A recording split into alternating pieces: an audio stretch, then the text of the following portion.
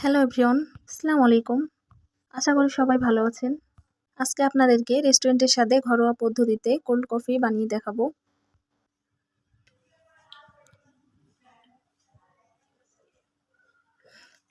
সেই স্বাদ। তাই ভিডিওটি না টেনে সম্পূর্ণ দেখতে থাকুন। দেখেই বুঝতে পারছেন কফিটা কতটা ক্রিমি হয়েছে। আমার বর অনেক মজার সাথে কফিটা চেটেপুটে খাচ্ছে।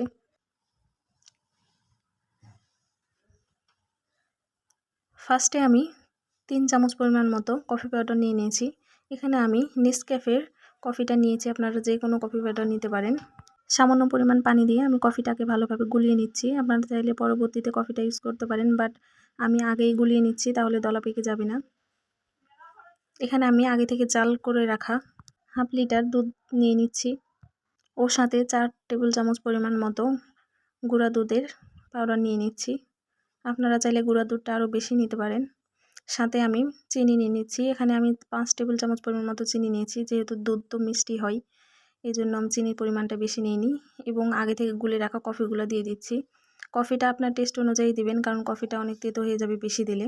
এখানে আমি 3 চামচ পরিমাণ মতোই নিয়েছি। দুধ যদি বেশি দেন তাহলে কফির পরিমাণটাও বেশি দিবেন। এবং সাথে কিছু বরফ কুচিও নিয়ে নিলাম এবং ব্লেন্ড করে নিব ভালোভাবে।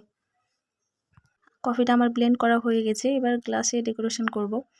এখানে আমি চকলেট সিরাপ নিয়ে নিয়েছি। আসলে আমি কিছু কফি ও ডেইরি মিল্ক চকলেট মিক্স করে চকলেট সিরাপটা বানিয়েছি। আপনারা চাইলে বাজারে কিনতে পাওয়া যায়, ওই সিরাপটা ইউজ করতে পারেন। তারপরে কফিগুলো ঢেলে নিলাম। উপরে আমি আইসক্রিম দিলে খেতেও ভালো লাগে এবং ডেকোরেশনটাও অনেক সুন্দর হয়। এজন্য আমি উপরে আইসক্রিম নিয়ে নিয়েছি।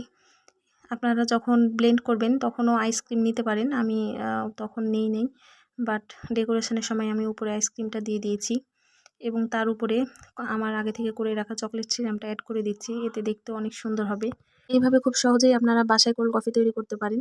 যখন রেস্টুরেন্টে হয়তো যখন তখন যাওয়া যায় না এবং কফি খাওয়া যায় না, যখন কফি খাওয়ার ইচ্ছা করবে এভাবে বাসায় কফি বানিয়ে খাওয়া যাবে। রেস্টুরেন্টের মতো স্বাদে ঘরোয়া পদ্ধতিতে একটা কফি। ভিডিওটি ভালো লেগে থাকলে অবশ্যই লাইক, কমেন্ট এবং শেয়ার করে দেবেন।